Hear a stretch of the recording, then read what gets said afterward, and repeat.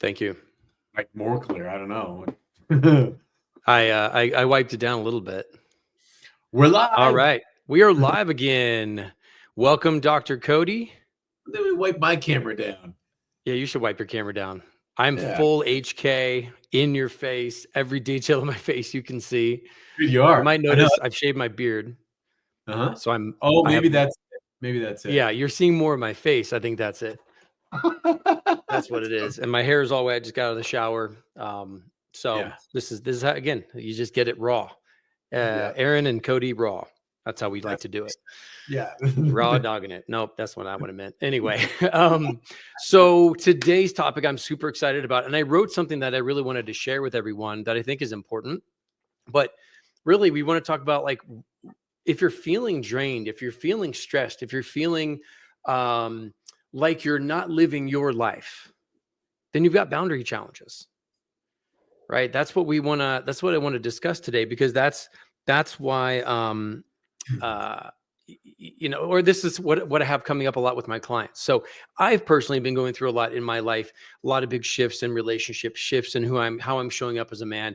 And I'm reinforcing new boundaries, new needs, and getting clear on them first, and then communicating them to people. And then thirdly, living them.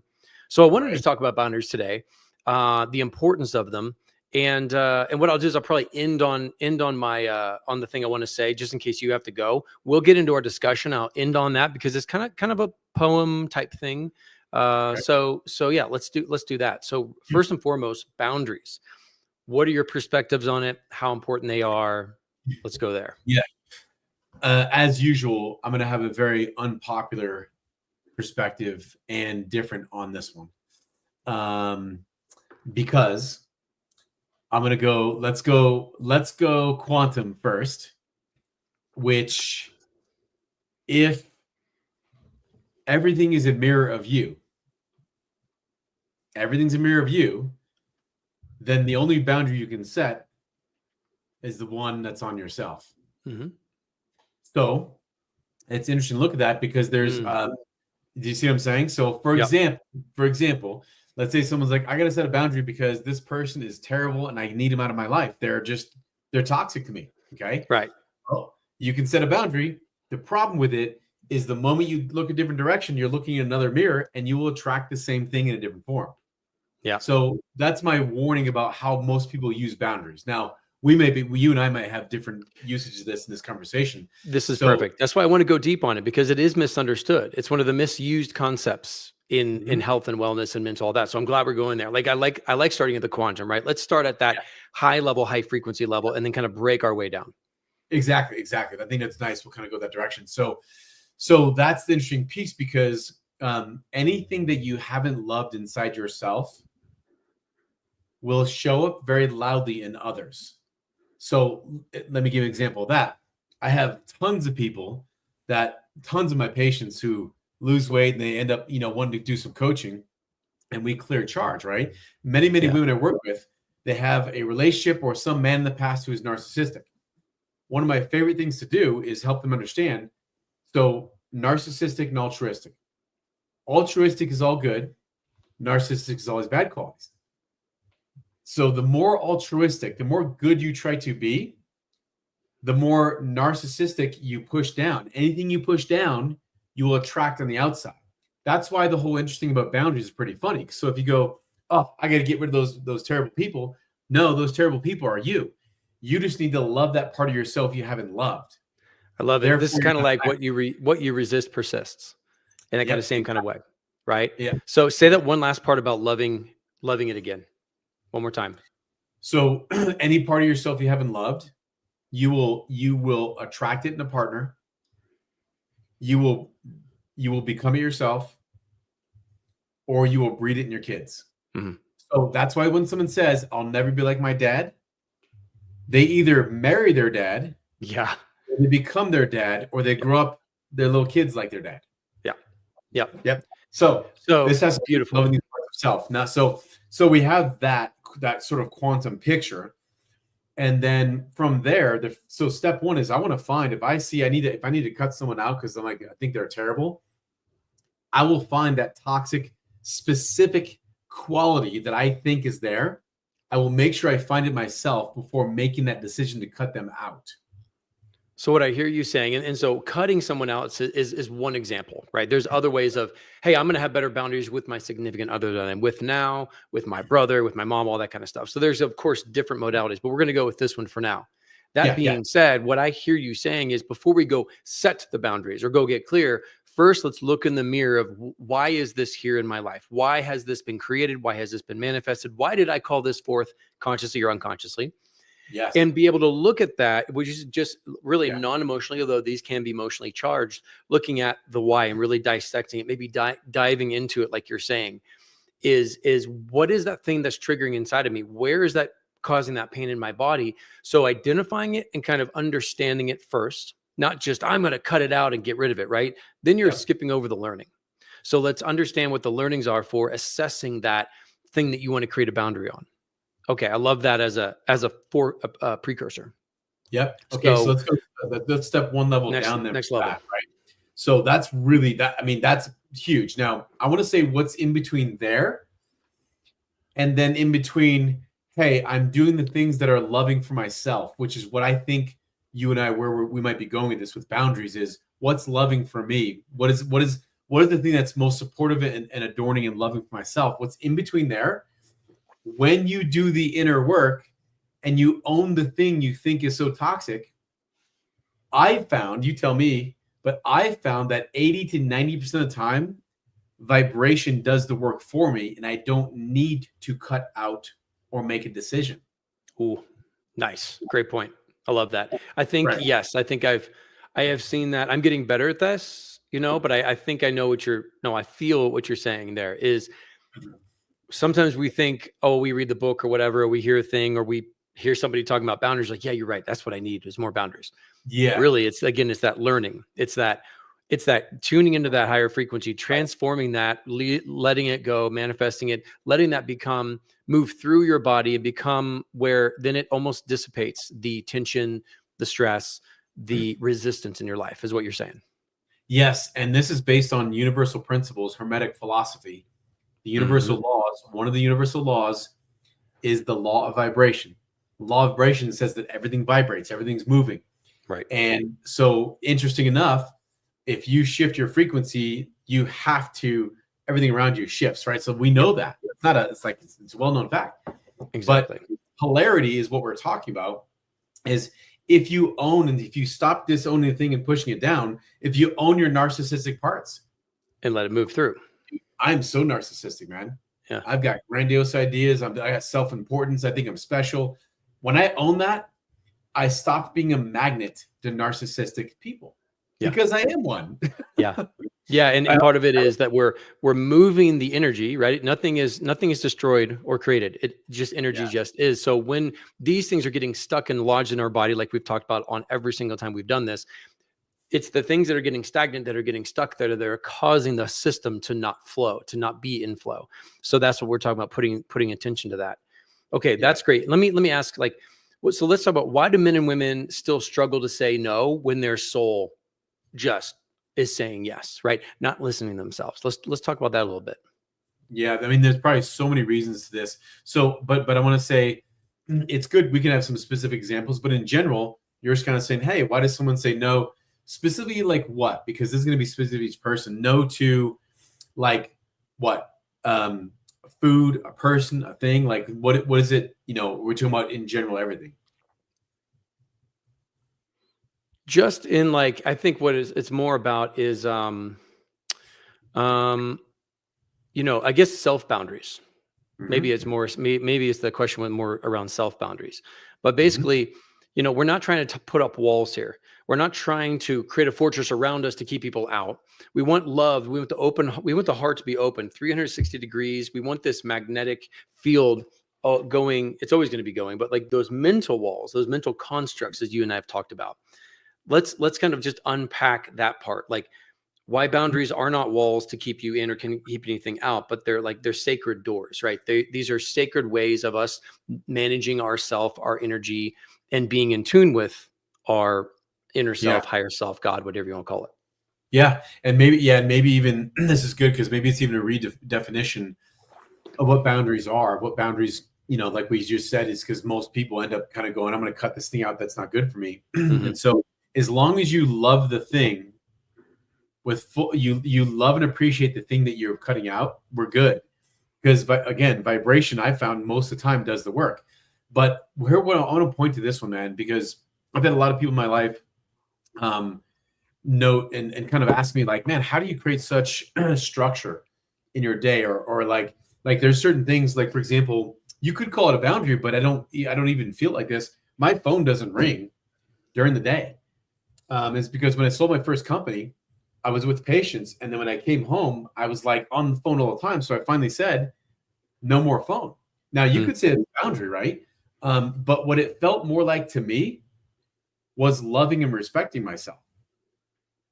So, right. So maybe that made me go, well, that's what a boundary is, loving and respecting. But for me, because, and I want to weave this in. I want to weave in someone's highest life priorities or their values. Now, I don't mean values as morals. Okay. Mm-hmm. No, My core values. Yeah. My core values are building businesses that serve others. That's number one. That comes first before anything. Number two is my active health and wellness. That's the second. Number three is my deep connections. Okay. In that order. So if someone is creating loving structure to support their highest life priorities, I believe that leads to fulfillment. But if we're creating structure, aka boundaries, towards someone else's highest life priorities at an unconscious level, that creates strain and stress. So for someone else to go listen to me maybe and go, oh, I'm gonna turn my phone off. But what if deep connection is your number one priority? Yeah. And you just cut off the thing that gives you fulfillment, right? Right. So this is a difference between this is self-honoring. It's a reframe to honor yourself on what is most important and what is important to you, right? That's what core values do, is give us the code to live by. Nice. And that varies by people, right? So let's add into the conversation, and I would love to do a whole conversation about core values and how important that is and the different values levels. So that's another one, but I love that you're bringing this in. So instead of just having the conversation about boundaries, that is a way of you are living in your values, which a lot of people aren't doing.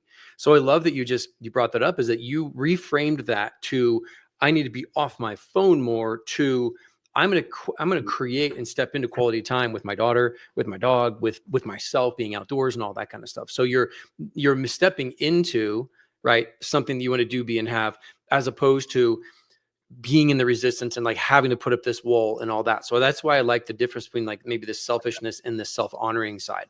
I think that's really, really good. That's a great point. And which is in and of itself a boundary, right? It's a sacred, it's a sacred door, or it's a sacred wall that maybe is translucent but powerful at the same time.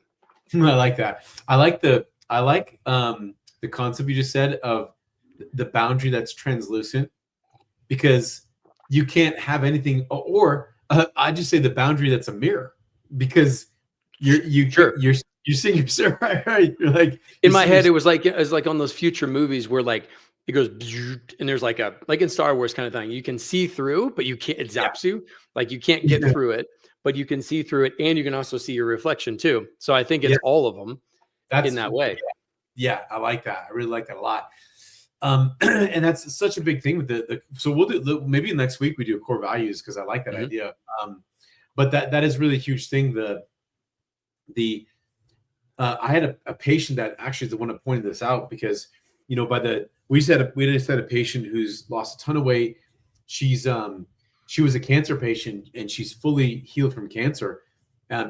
So the reason I bring this up is I was talking to her about eating on time. So I eat on time. I don't miss my meals. Mm-hmm. But why? Because one of my core values is active health and wellness, right? So she was mentioning to me, and I was mentioning to her, hey, make sure you eat on time, you eat enough, and all these things. And she was like, the first 10 days, she was like, I feel so restrictive. And something flipped in her when I was telling her that when I eat, it's because I love myself. When I decide eating on time, it's because I love me. I love me. There was times in my life where I didn't love me. And she said, oh my God, when you decide to eat enough and eat on time, you drink the water, when you go to bed on time, right? it's because it's self-admiration. Yeah. And that's what really we're talking about here versus like cutting something out. It's actually building structure so you can support the things that really you value. Yeah. Then there becomes less resistance. I have been noticing that I have not been eating enough. And I started getting up and doing a 5-day challenge where I'm at 5 a.m. I get up, I'm going to bed earlier, but I'm also looked at what are some of the things that I thought I was doing that I've always done. And I re-looked at the data and I did an audit of my time and how my habits are. I'm like, oh, no wonder I'm tired. No wonder I haven't been performing at my best. I haven't been feeding the machine. I haven't been doing those basic things that when that alarm on, I got out of integrity with myself and those positive boundaries that I had set for myself, which is when I have those breaks of meal 1, meal 2, meal 3, I was blowing past them, just working, just doing this, just getting distracted by the kiddies, just whatever it may be. That it's amazing that when you get back on that track of those positive boundaries and those positive values and those positive habits, how much deeper connection, trust, freedom, energy that we get from that. So really, boundaries are sexy. This boundaries is not just the structure of boundaries, but this whole conversation is a very sexy conversation, I think, because that can help you show up so much better in relationship with yourself and so much better in relationship with other people. Yeah, I was just feeling because the word boundaries for me is I've had to clear the charge on it because I've seen so many people use it, like cutting people out. But I was seeing, you know what I mean? So I'm almost feeling more of boundaries now being reframed for me inside me as almost like a pathways to fulfillment. Yeah. You know what I mean? So it's like, what's the highway, right? Because I'm like, well, this pathway, like that's a great example you just had. Most people are not eating enough of the right thing. So most people are like even if they do work out, they didn't eat enough protein to even build muscle or complex carbohydrates to have the energy to not break down your muscle. The average person going to work out 3-4 days a week is not building muscle because they're not eating enough. Right. Yep. So let's just say that's a pathway. That's like an interstate. That's a pathway to slowly destroying your body. Right. So almost feeling a boundary more as an actual roadway, an interstate, a network to actually really creating the things you want. So maybe the big question is, what do you want? Which I think that's a whole nother, that has been for me a hard question. What do you want when everything's available to you? What do you want? Right. Yeah, there's so many options and all that. Yeah. Yeah, exactly. And what does the universe align with what you want together? So what do you want? And to me, now we're talking about boundaries, even these these pathways to actually creating a loving structure to get to what you want. That's to me what boundaries are in this sense. Yeah. I want to piggyback on that and add another little dimension to this. It's about how to say no to things, right? How to say no with love and compassion. Because a big part of it is like, I remember Steve Jobs. Like I remember Steve Jobs when, after he got fired from Apple back in the 80s, 70s, 80s, whatever it was, he came back into Apple and they had all these products. They're a huge company, but he came in and literally cut every single product line except for 2, the Apple computer, the Mac, and then the I think the iPad or whatever, or like maybe just a few. And iPad didn't exist back then, but like he just went down that, like starting work on the iPhone and all that. And he said, it's less about what you say yes to, more equally important, or almost more important, is what you say no to. So part of the boundaries are relating to the values as well. Having your core values is our code that we live by, which then makes it easier to say no. And by knowing your boundaries and your needs, continually saying no to the things and the people that come up instead of to say no, so that you are staying on that path of, hey, do you want these? Do you want some Doritos?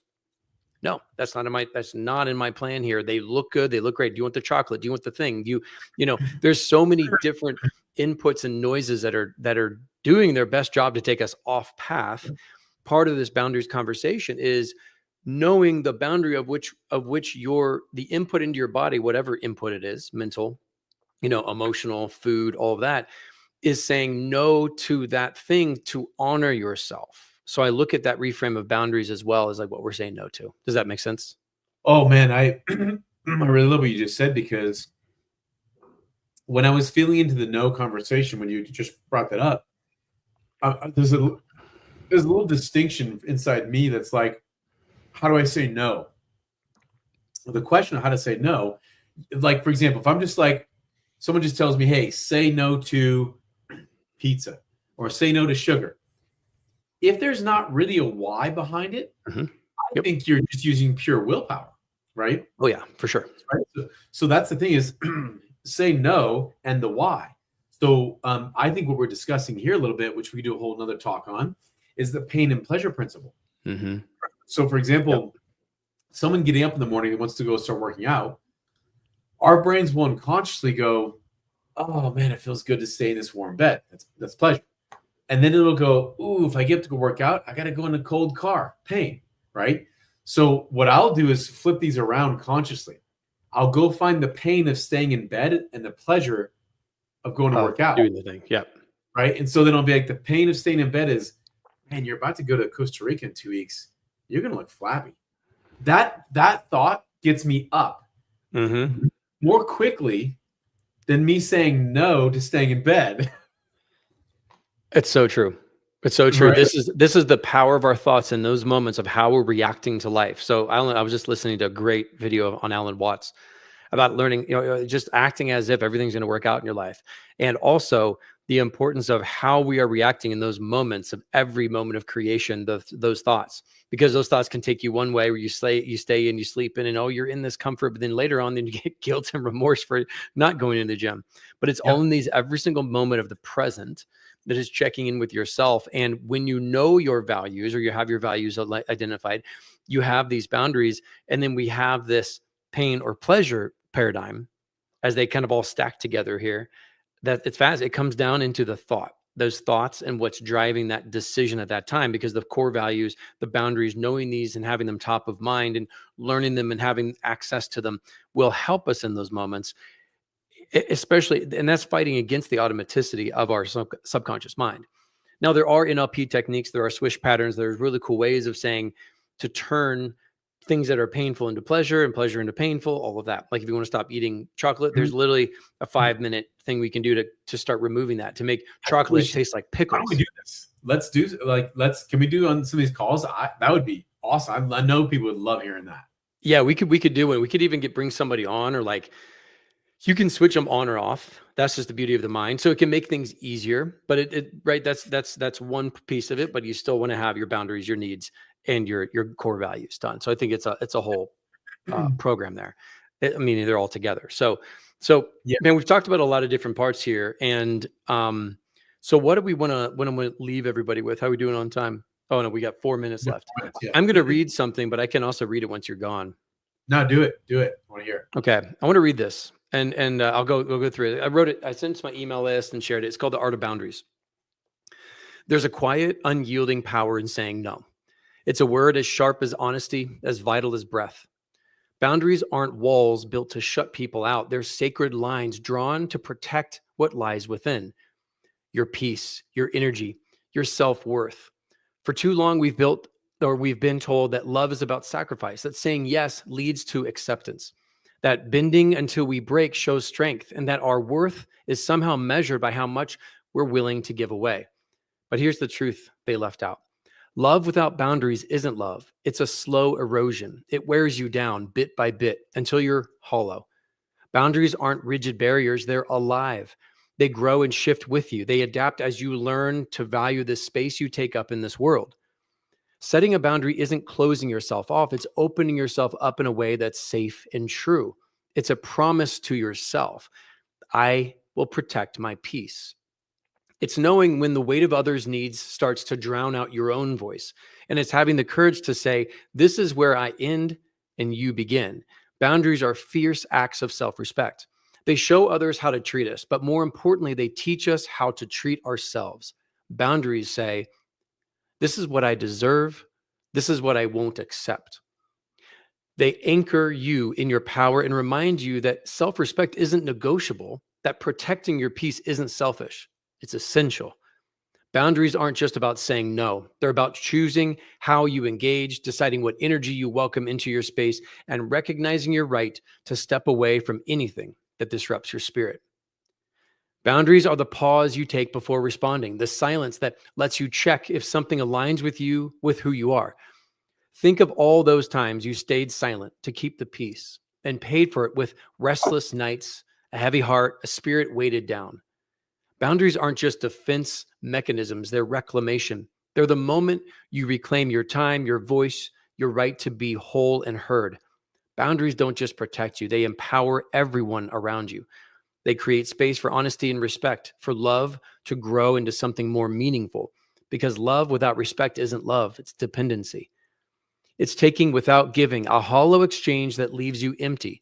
When you set a boundary, you're not just drawing a line, you're building a foundation, a place where you stand firm and clear, where your commitments mean something because they come from choice, not obligation.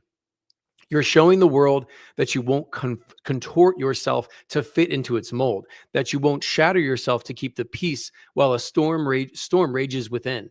Boundaries aren't fixed, they're fluid. They're the balance between openness and protection, the declaration that you're allowed to grow and change. What you needed yesterday may not be what you need tomorrow, and that isn't weakness, it's wisdom. It's honoring the shifts within you and adjusting your boundaries as you evolve. So honor your needs without apology. Recognize that your time, your space, your energy are sacred. Setting boundaries isn't about building walls, it's about creating connections that honor your wholeness. It's about knowing that protecting your energy is strength. It's self-love, armed and ready. Boundaries aren't cages, they're the architecture of freedom. Dude, you nailed that. Right, you landed right on time with Thanks. that, but it was also beautiful. That's what, probably the most beautiful description of boundaries I've ever heard. And it was what Thanks. was wild was when we were talking. I remember I was like, I'm seeing these boundaries. I literally saw an interstate system, and it's like these pathways. Yeah. Like throughout your, you see these pathways that are moving and molding based on towards like. So now I've got a new definition of boundaries, man. Is like literally your ever flowing pathways that are changing to move and get you towards what you want. Yeah. That's awesome, Yeah. brother. We love it. Beautiful discussion. Again, we got our 20 minutes on, or about 30 minutes on here. Brother, thank you always for your time and your help. Next week, we'll be on again on Tuesday and Wednesday, 11:30 Mountain Standard Time. And we're probably going to deep dive into some core values. So if you have any comments or questions below, please, or topics you want us to talk about, please put them in the comments on here and we'll look for them and reach out to us. We're here to help. Any last words, Cody? Love you all. This is just great conversations, man. And we had like 5 topics that I'm gonna pull one of these for our next call. Yeah, awesome. Thank you. All right, everybody. Thanks Bye, for showing up. Have a wonderful week. We'll talk to you soon. See you guys later. Bye.